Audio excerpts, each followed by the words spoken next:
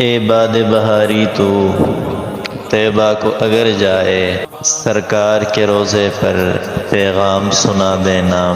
کہنا کہ میرے آقا کل شہر کراچی میں ایک بزم سجائی تھی، دیوانوں نے بڑھ چڑھ کر پھر نعت سنائی تھی۔ جاذب کی نظامت تھی، خاطر کا ترنم تھا، فیصل کے محمد نے کیا آگ لگائی تھی۔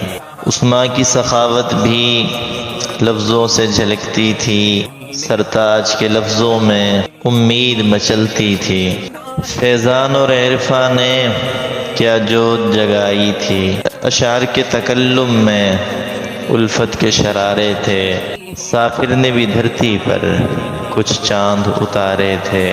شبیر کے شعروں میں ایک نور کا حالہ تھا، زرناب سے زرگر سے محفل میں اجالا تھا، یعنی کہ ستاروں نے ظلمت بھی مٹائی تھی۔ اور سحر کے شعروں میں کلیوں کا تبسم تھا، دیوانوں کی محفل میں مظہر کا ترنم تھا۔ سالک نے بھی حاتم کی پھر رسم نبھائی تھی۔ اس بزم سعیدہ میں اسعد بھی تو آیا تھا، کہتے ہیں کہ اس نے بھی ایک نعت سنائی تھی۔ اے باد بہاری تو طیبہ کو اگر جائے، سرکار کے روضے پر پیغام سنا دینا۔